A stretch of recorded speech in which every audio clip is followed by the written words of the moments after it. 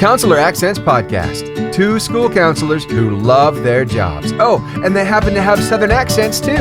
Bless their hearts. I'm Laura Rankhorn. I'm Kim Crumley, and together we are Counselor Accents. Yes. And our sound is horrible. We know that. Address the elephant. And I'm not talking about you. Okay? My size and stature, I hear you.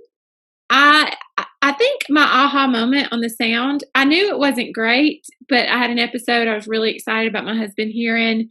And I said, "Did you hear our latest episode?" And he said, "Yeah, we got to do something about your sound." And I wasn't talking about my sound. Your husband had already talked to you about your sound. But when he said your sound, he literally meant my voice. And what comes forth, that's what he was talking about. But I agree that we do need to. So we are meeting with some professionals to get some professional help. So bear with us. But if you're watching this, you may wonder, how is your sound so bad and yet you have a mic strapped to your shirt, Kim? It's because every microphone that you plug into your computer, it just doesn't work. I only wear them for looks. It means nothing. This is cut. It's completely cut off. It's a pretend mic that came in my child's toy box. So I just hook it up and it makes me feel, it's kind of like that microphone I carry around in class. Yes.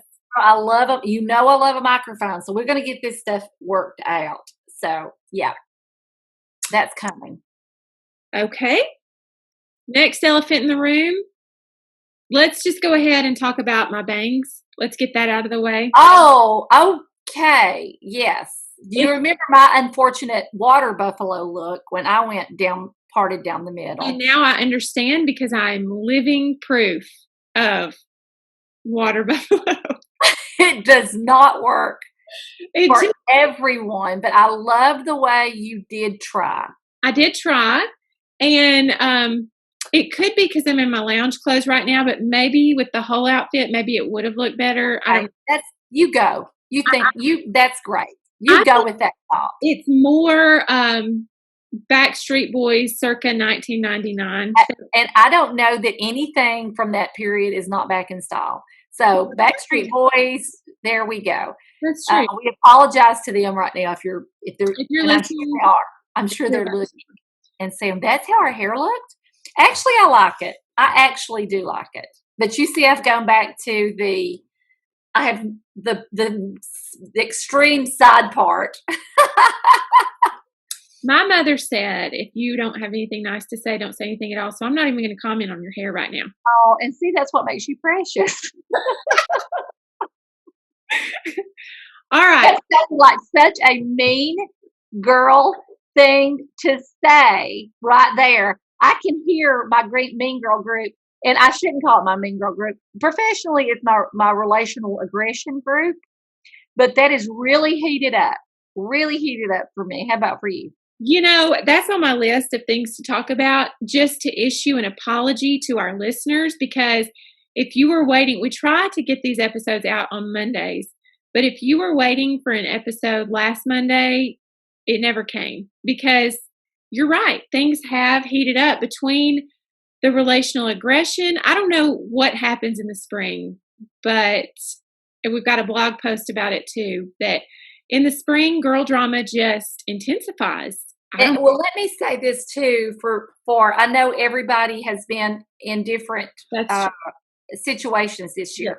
So let me say, I think that it has been because we've done it all. Our school year has been no school for a while. We've done hybrid for a while. We've done full, now we're back almost full on. But now that my students are back together for 4 days of the week, they've not been used to being together. And it's like they don't know how to be together right now. And all the stuff that the trauma or whatever they've gone through. And now it just seems like all of a sudden it's like boom. And for those counselors your students may not be in person, this was an adjustment that I did not expect. So this may be an adjustment for those folks who are starting school up now or are starting school soon, there may be an adjustment period where students have to learn to, they may have been, on social media together, but back in person again, we're going through a very difficult time. So It's like, yeah, we did not get an episode out because we were both dealing with back in school for at least 4 days, and those students, especially those middle school or in the upper elementary grades, they were really having a hard time. and so we launched our relational aggression group last week. Well, I did. You may have had yours going on. I don't know. But I thought, okay, it's time. And if you need a relational aggression small group, we love the one that we have. And I will put a link to it in our show notes, just so if you're looking for something to do with your students, it'll be there. Yeah, it's clean up friendships. It's such a cute theme, and really some practical things for your group to do. So, And you and I might benefit from that too, because it's been a long time I feel since. like you're mean to me. Well, and you and I haven't been together for a long time, and then we had that one day where we were back together, and we had to kind of. And we just looked at each other weirdly, like. And I was offended by that. So. Yeah. Okay. Also, we're getting ready for testing as we feel your pain. We feel your pain because a lot of school counselors still are very much the controllers of the whole testing situation in their schools. So, and if nothing else, we have to do the logistics and all of be in charge of, keeping safety issues, all of that stuff. But every counselor pretty much has to do the helping prepare. That's part of our realm, is the academic and helping students and with getting ready for testing and testing stress. So we also are going to put a link to our testing lessons that we have. Yeah. So this is for different grades. Yeah. So that's some help. Maybe. I hope so. I would like to take this opportunity to brag on some former guests on the Counselor Accents podcast. And I would like to say, you're welcome. If we launched you into stardom, then you never know what the Counselor Accents podcast is going to do for you. And I just would like to go ahead and take credit right now for launching them. If I receive a bread and cheese or a beef and cheese basket from these folks, I'm not going to turn it away, because if that's their way of saying thank you, that's fine with me. But yes, spirit, and that's a whole story we can unpack at a later time. But since the giver of said meat and cheese tray thinks that you shared it, I'm not going to blow it for you right now. Very good. But anyway, this week, Laura Ross was on CNN, and she was, you guys know that she was the school counselor queen. We're going to say queen of school counseling. And she was on CNN, and we are so proud. And let me just say, these people they were big before the Counselor Accents podcast, of course. We know that. Just trying to take a little credit. Where it's not due, but go ahead. But we are so stinking proud of her representing the school counseling profession and advocating for not just her students, but all of our students. Thank you for being the school counselor representing all the children. She is so sweet. She is so very sweet and such a kind person. So I really, really like Laura. We do. And I probably like her more than you do. So she's on the phone with me right now. We're texting.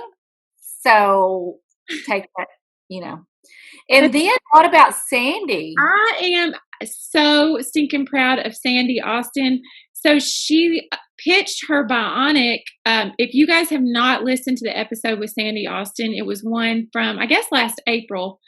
And she was a school counselor in Colorado, and she was instrumental in helping right after the whole Columbine incident back in 1999.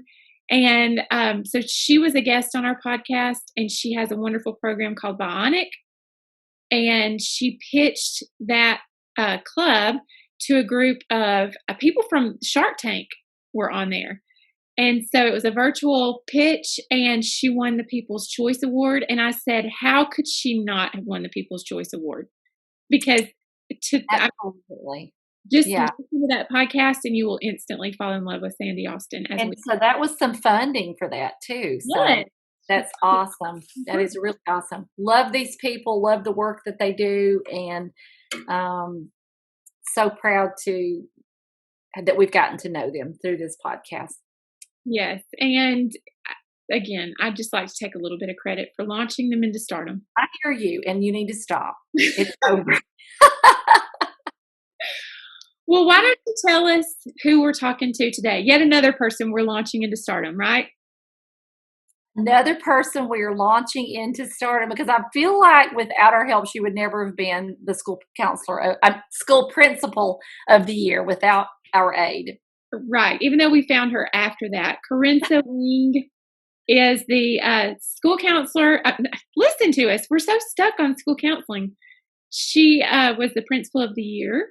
And we had an interview with her a couple of weeks ago, and we were amazed. Absolutely. And she is from Gwinnett County in Georgia, and I believe our friend Laura Ross also hails from Gwinnett. What do y'all have going on? Georgia? Yeah. Something. So when this is a great podcast. We know you're going to enjoy it, but there's just some things I want to unpack with you, if I may. Please. I am amazed that she has such a working knowledge of what a school counselor does. Having never been a school counselor. But yes, you're right. As we were talking to her, I mean, I know you, so I wanted to tell her, Kim does not know these school counseling terms that you're throwing out. So please stop. So please, I knew that she knew the profession better than you. I felt like she knew it better than both of us. I'm going to be honest, but just knowing the responsibility that falls on her shoulders as a high school principal, and it sounds like the way their system works that she is. You'll hear somewhat responsible for making sure the feeders pattern works and working with all the principals. But I felt like that was showed strong leadership, that she was so knowledgeable and that she was so in tune to the SEL component and the mental component. And I think one of the big things I learned from her, Laura, is she is in a position of leadership, and she's school principal of the year for a reason. She has a strong grasp of all the wheels that are turning that make a school run.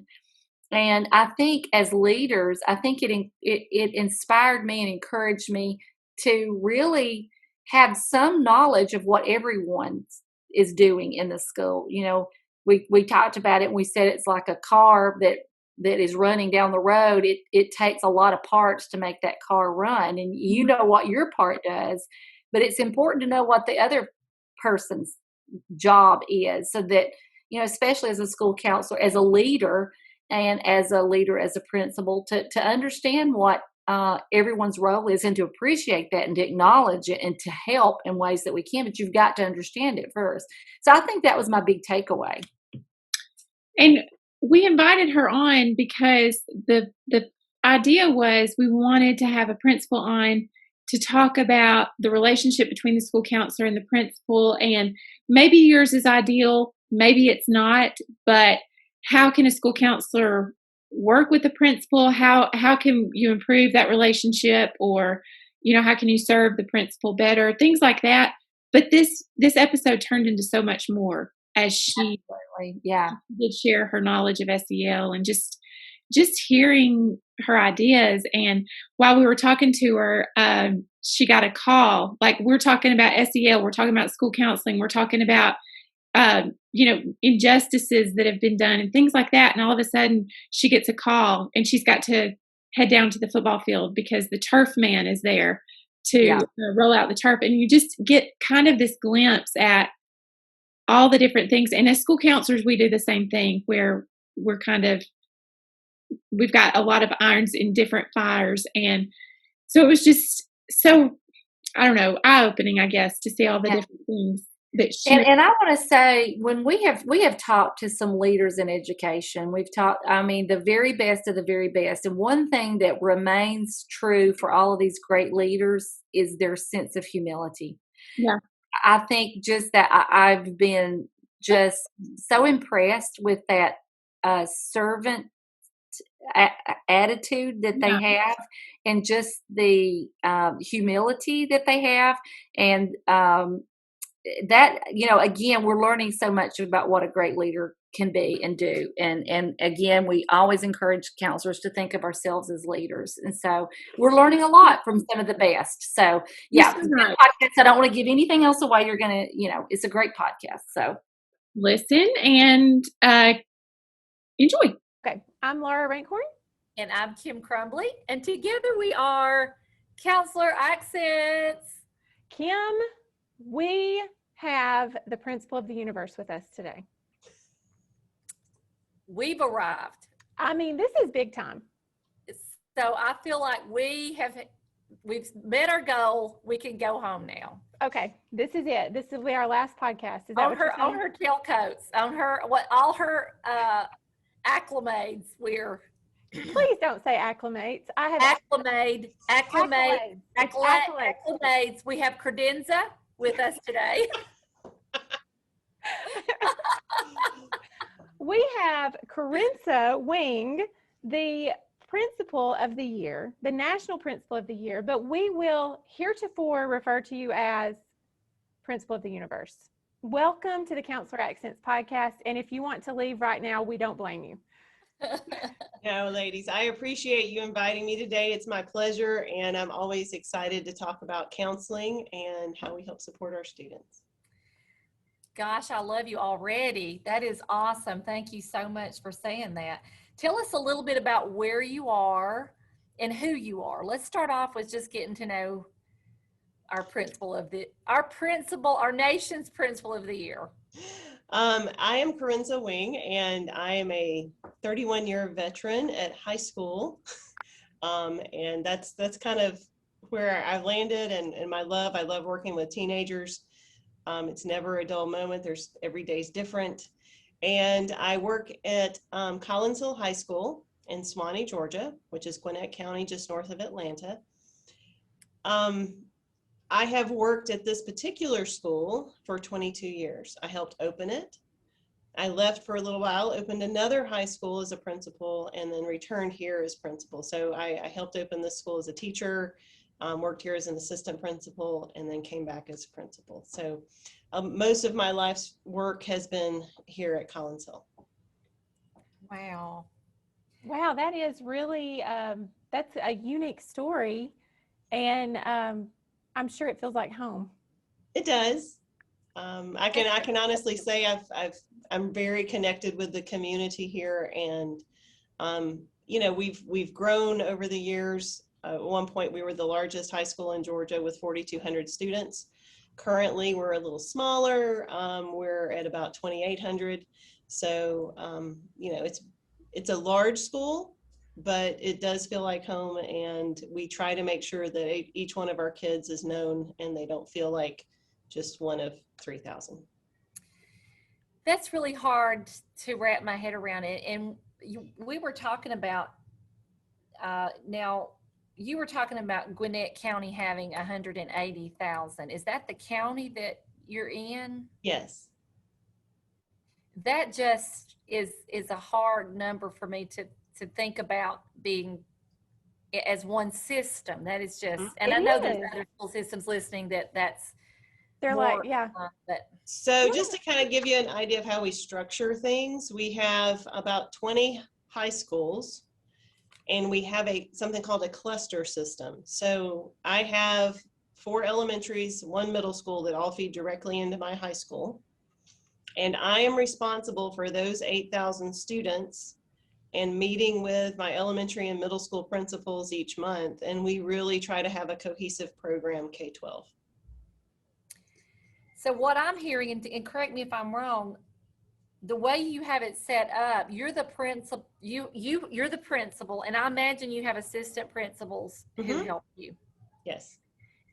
So not only are you looking out for your school, but you also have the eye to these other feeder schools that are in your cluster. Right. So we try to work vertically together to make sure that as our students move from school to school, it's as seamless a transition as we can provide. It's always difficult transitioning schools at sixth and ninth grade, but to really make sure that we're taking care of those students, we're helping make sure that our programs academically are aligned, that, and it's a collaborative effort. I'm not in charge of them. I don't evaluate my feeder schools. It's a collaborative process that we have, and we meet each month to work through those things. We have, our superintendent obviously can't evaluate all of the 140 principals that there are.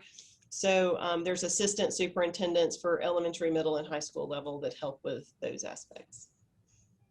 Wow, I blown just away. feel like a little small fish over here that's amazing. But Georgia has just really expanded and grown over the years. We know this, we've watched it. And I'm so excited to have you, because I have so many questions about just the job of being a principal, and I want to get into those. But first of all, how did this process, this journey to becoming the principal of the year? I mean, that is such an honor. I mean, you're so humble, and you're so approachable, and you've been laughing with us, and we were talking a little bit before we went on. I thought, this woman is principal of the year, and so humble and kind. But tell me, how did you get to that point?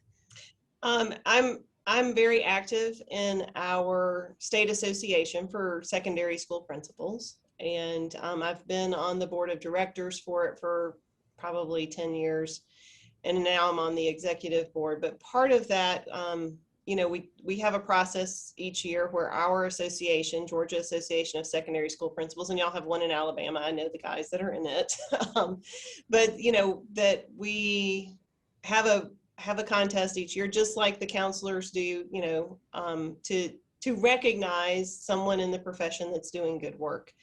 So I think I got nominated like 5 years in a row, and finally the executive director said, look, would you please put your application in? So it's a very long application and very involved, just so you know. So I did it for him because I had a relationship with him. Yeah. So that was chosen as state principal of the year, and then you get to go to the national competition. So I did the national written application, and I did a very collaborative process where I brought in, there's a student part, there's a parent part, there's a teacher part, assistant principals had to weigh in, and then they chose me as one of the 3 finalists, and I had to do some more writing and some more interviews.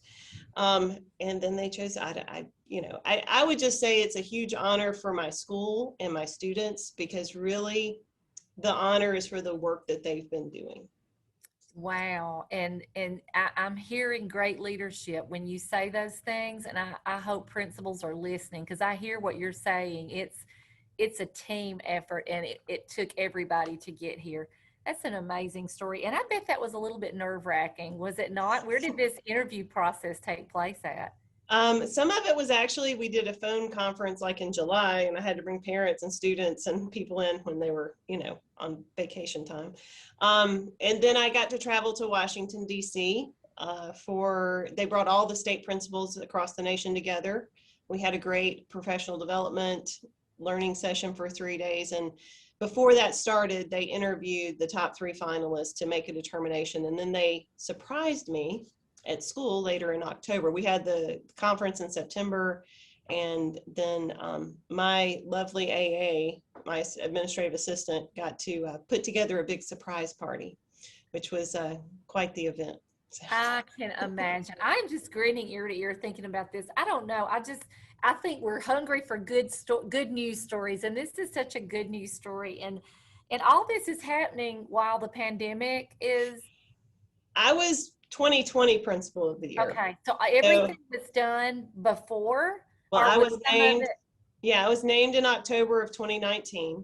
Okay. And so I served the year of the pandemic as principal of the year. That's what I'm thinking. I'm thinking, what a year. I mean, for you especially, what a year during this time you were principal of the year. And so that's amazing.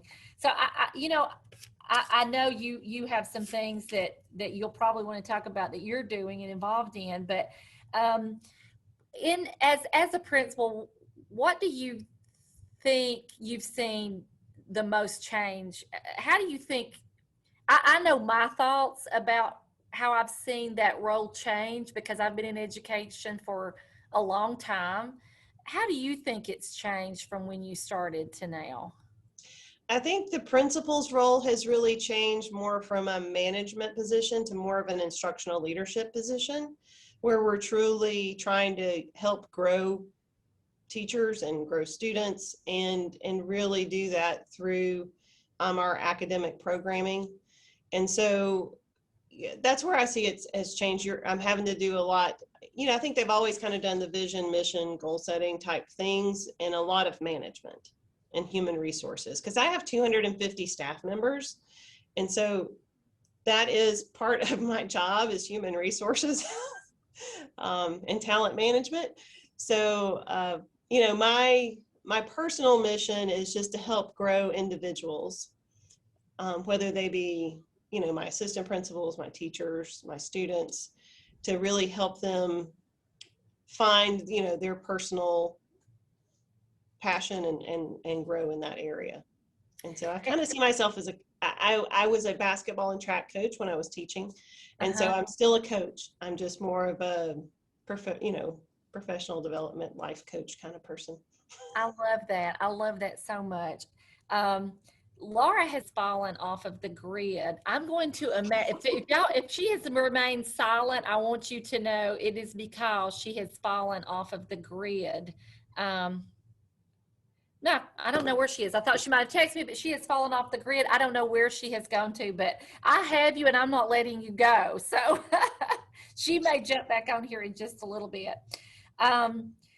You mentioned the role as being, and I see this too, as you're helping, you're finding what's best in your teachers and your support staff. And I think that's what a good principal does now is they're working alongside of. I see that more. I think I had an aha moment when I realized that when I was in school, the principal made sure that the teachers stayed in line and the students stayed in line and the budget matched up. And we still have some of those across the nation, that old school. And a lot of times, sadly, the people who are interning under them or whatever, they're mimicking that instead of taking hold of this new climate and culture and really building up your staff. That's really one of the main reasons I'm doing the podcast and we started speaking, is just because my principal made me. He was like, I want to know where you're going to start speaking at. You have to apply somewhere. And so I followed, like, as you were saying, somebody that was pushing you forward. And I think we need those people that push us. And I think a good leader pushes, the spotlight doesn't have to be on them. They push the spotlight out toward other people. So I love that. I didn't know if you were coming back or not, Laura. I'm so sorry. We were talking about just how it has changed, Laura, over time, and what a good principal is doing now, and really being that leader and not just managing a school, like keeping it out of the red and Oh yeah. School. So, I hate I missed that because I could have contributed to that. I know you could have. Because this is Laura and I talk about this a lot. The principal has, so we hear from counselors all the time who are stuck in situations with principals who don't really understand their role, and it's so very hard to work under somebody like that. And I will say I was fortunate. I was not a counselor before I went into administration. I taught history and, like I said, coached basketball and track.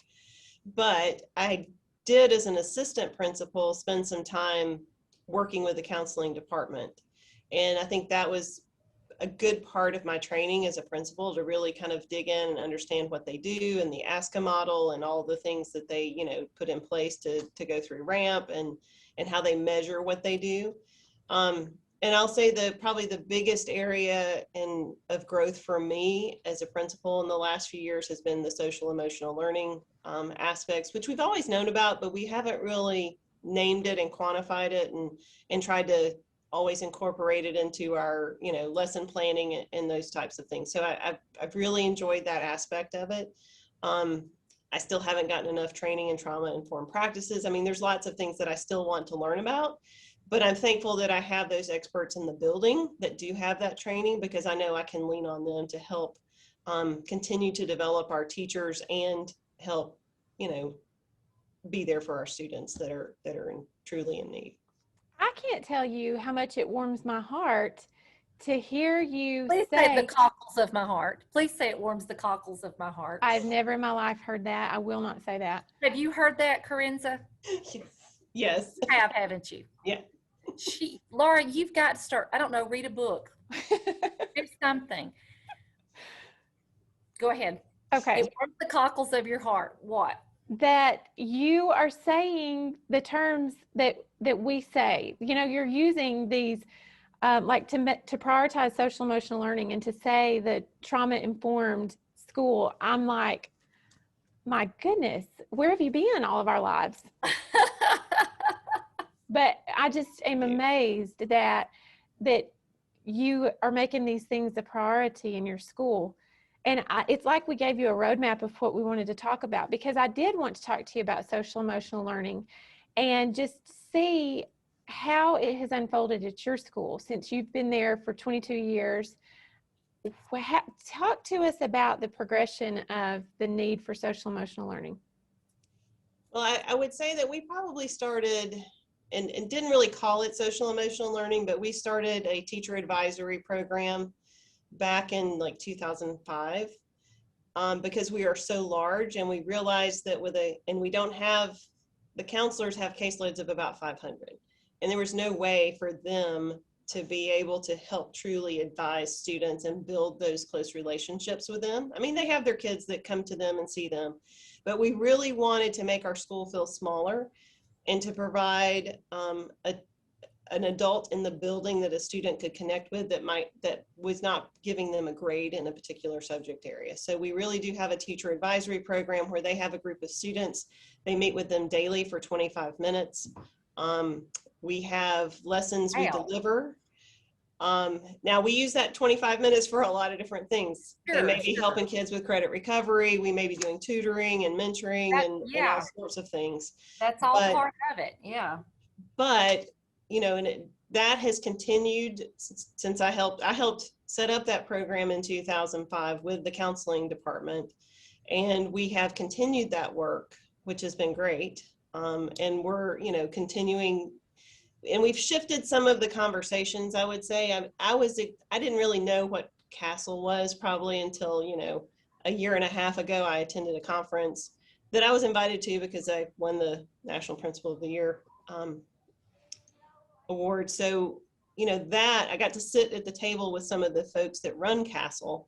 And that was a neat experience. And so I've really used their modules and information to help train my staff this year.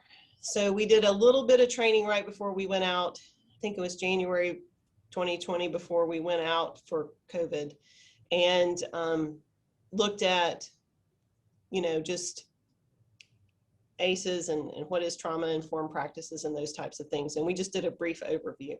And then as we came into this school year, we were out from March until June.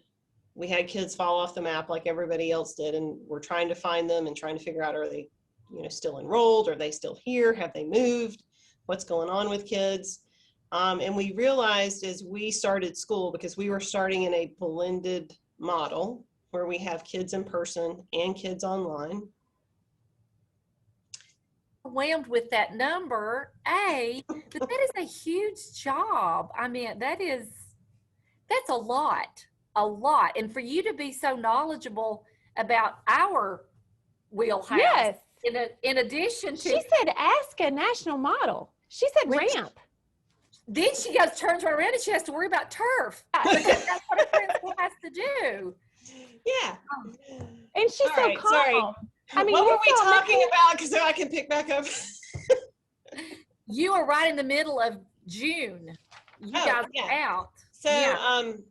So with June, with all that happened in June, with the, the social justice movement and trying to figure out, because I've got a very diverse population.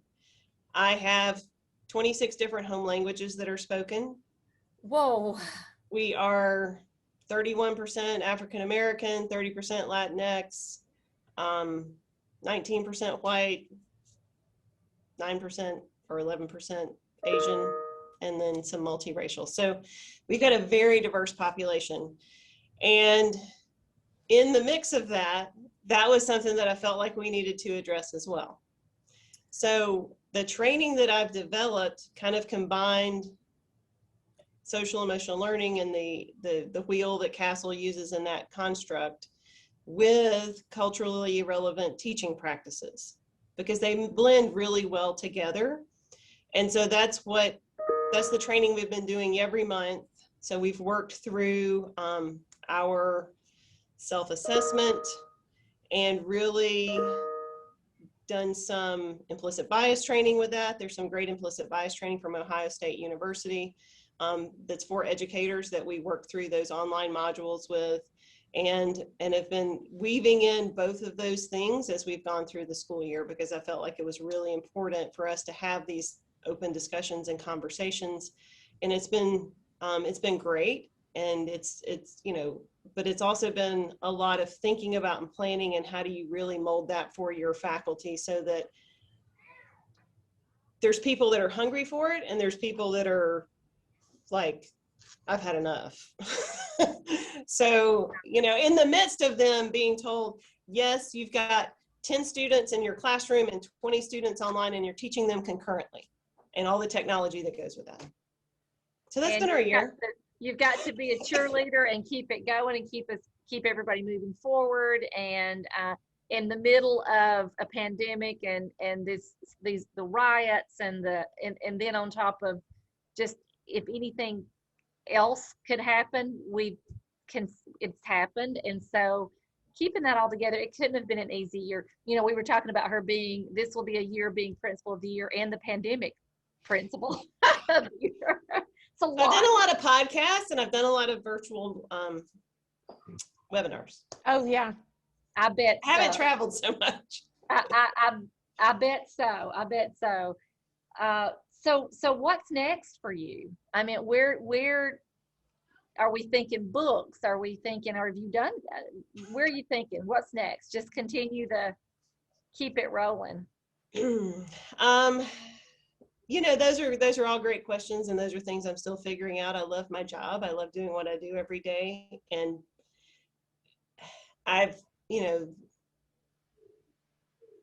there's been openings at the district office, but that's really not my thing because there's no children there. And that's really what keeps me happy and drives the passion that I have. So I'm not sure. I have a 17-year-old and a 22-year-old as of this week, and I'm just continuing to try to do better each day for the students and the teachers that I have in my building. I love that so much. I want to ask a question, if I may have the talking stick, Kim. Passing you the stick. Thank you. And you guys may have covered this while I was gone, but I want to know, when you think about a school counselor, and what could a school counselor do that would help their principal the most? When you think about the support that a school counselor provides, what would be the best thing a counselor could do for you?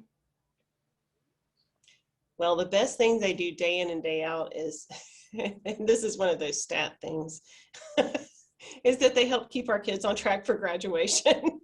Yes, definitely. And I know that sounds like it's really like cut and dry, but I know there's a lot that goes into that.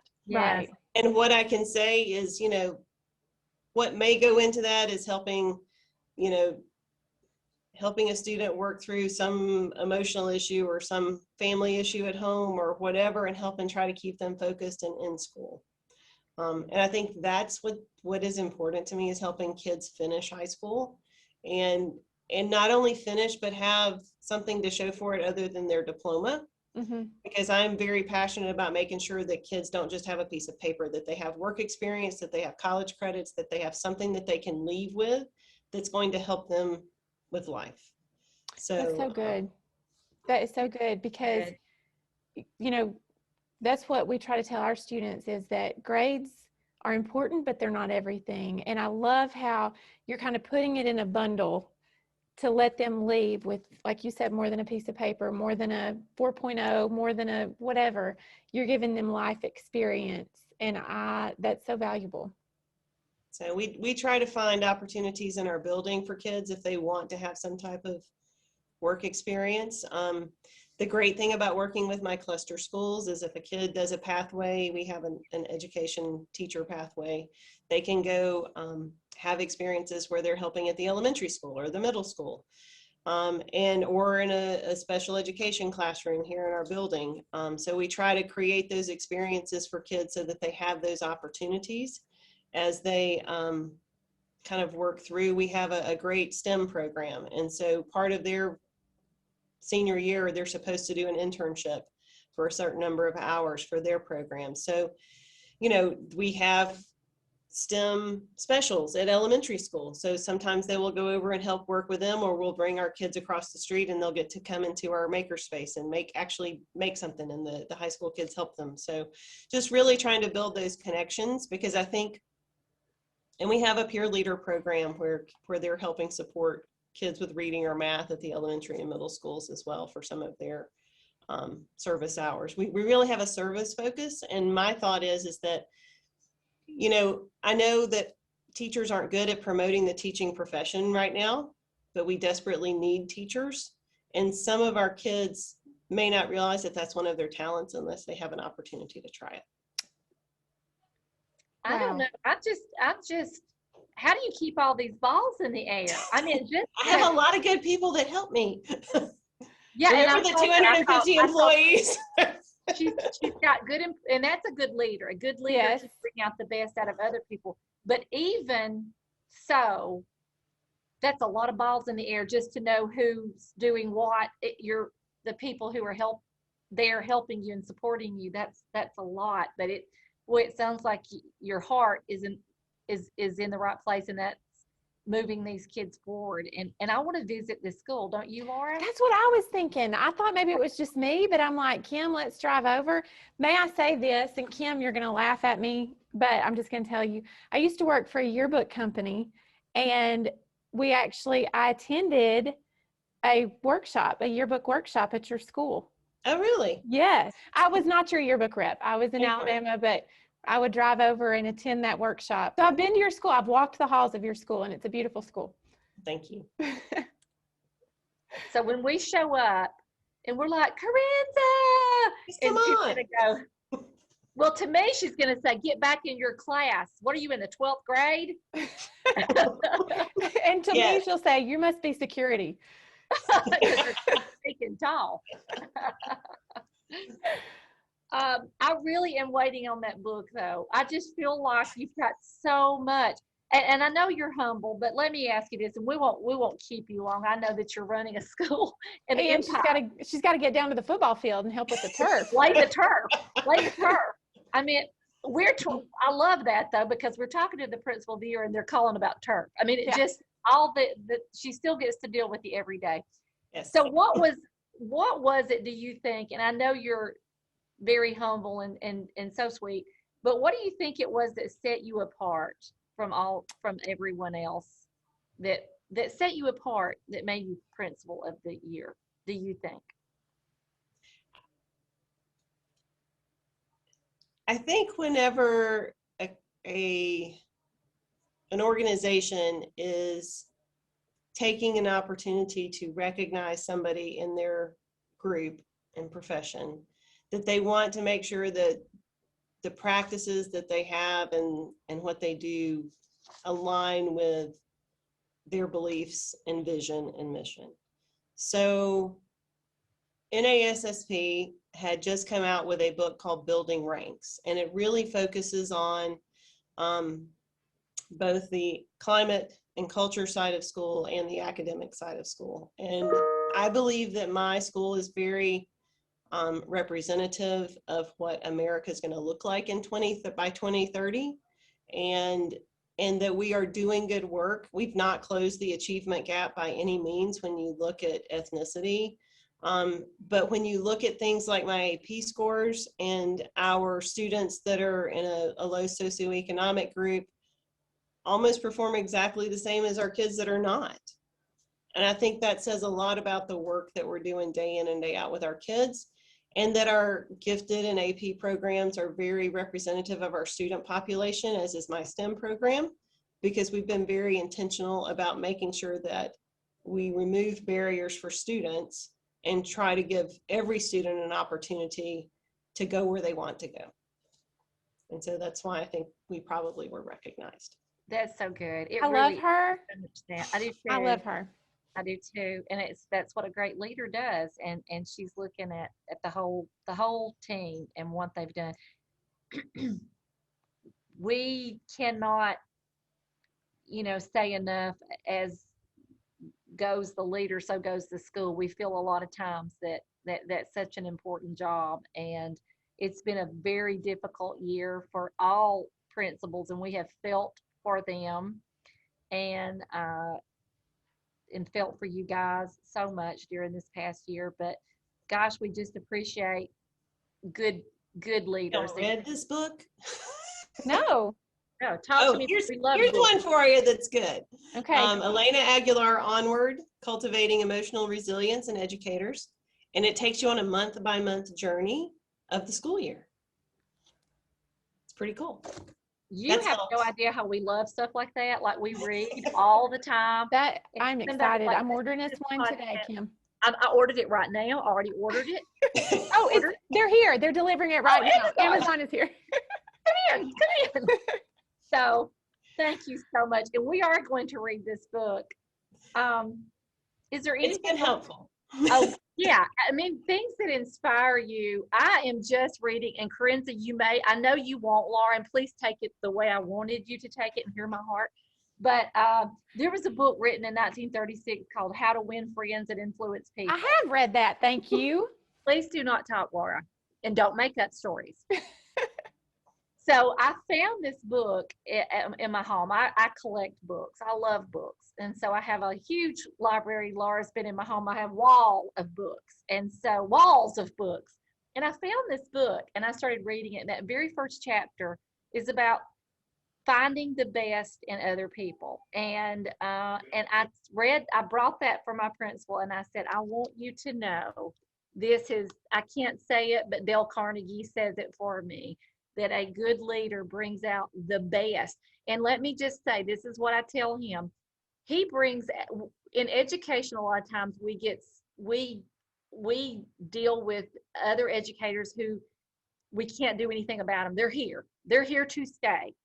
And I have seen him take out of people what I did not think anything was there to take out. And that is amazing to me. And that's what I feel like a good leader does. They find something in you. Everybody's an expert in something. They find something to dig out and make you move forward. Well, and I think that all people went into education for a reason, and they lose sight of that sometimes. And they just have to be reminded of why they actually went into education and teaching and counseling, or whatever aspect they're doing in the school building. And to be recognized. I think everybody wants to be recognized for what I'm here, and if we could recognize that, and I think that's another thing a great leader does. And we just feel honored to have had you on today. Is there anything else that you would like to share with your fellow school counselors or educators, your fellow educators? I just appreciate the job everybody has done this year. It's not been easy. Just continue to stay the course, because our kids are worth it. And hopefully the ones that have chosen not to participate this year will be back as we come back to school in person. That's my biggest hope, and if not, maybe we can at least reach them and help them find something that they're passionate about so that they can continue to contribute to our great society. Thank you. That just offered, I just wanted to ask more questions when she's talking there. I want to know more. I want to know more.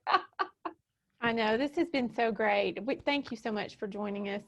You're welcome. I've truly enjoyed it, and I appreciate the invitation, and it's great to meet two new educators. Yes. So Laura, I'm so excited. We have some incredible guests coming up in future podcasts. You are right. We do have some incredible guests. I don't even want to give it away, like who all we've got coming on.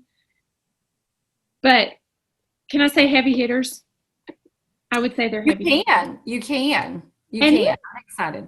We're going to kind of squirrel away on an episode or two and do something a little bit different. And I'm excited about that too. We're going to start a segment where we share people's stories, because one of the signs I have up in my office is be kind, for everyone's fighting a battle that you know nothing about. And I know during tough times in my own life, I've said everybody has a story. And if we could just wear a button that has our story on it, we'd be a whole lot nicer to people, because you never know what people are going through. That is so good. That is so good. I love that. I have seen that in your office, and that is perfect. And we try to teach that to students. But I think these, we know some of the stories that are coming up, and we've heard their stories. We're excited about it. But when you think from the ear, listening of the ear of a school counselor and educator, what could we have done in some of these instances? What should we do now? Yeah. Learning from these stories. So before we ask other people to tell their stories, we thought that we would start with our stories. Within this, there'll be our stories. So we'll probably start with one of our stories, and then maybe the next month we'll have a guest story, and then, so we'll weave both of our stories into this. But I think both of us, when we get a guest on, we even some of that our listeners don't know, but we always want to know, what's your story? Yeah. And some of our guests have surprised us with some things that they have gone through that are just like, what? We had no idea that was your life, or you've gone through that. So we love stories, and we think that's how a lot of how we learn. So we hope that you like it. And if it doesn't work, we'll go back to, Yeah. And if you have a story that you think, this has impacted me and I could share it, then contact us. Absolutely. Let us know. We want to hear your stories. We love stories. So anything else we need to talk about before we go? All hearts and minds are clear. Join us on Instagram. Like and review. Do whatever that you have to do. Subscribe to this podcast, then you'll know when we have new episodes coming out. Rate us. Leave a comment, because one of the last comments was my husband, and that's embarrassing, even though he says he stands by what he wrote, whatever. But if you could just leave a comment and get his off of there, that'd be great. And follow us on Instagram. I know we say this all the time, but we really are trying to do better about posting funny things and helpful things. I'm trying to do better. Yes, because I don't know. Thanks for listening or watching. We're watching. Okay. I'm Laura. Sorry. I'm a frog. Sorry. Oh. We're only on 7 a.m. I know. It's been a rough day. You got a lot of water to drink. Okay.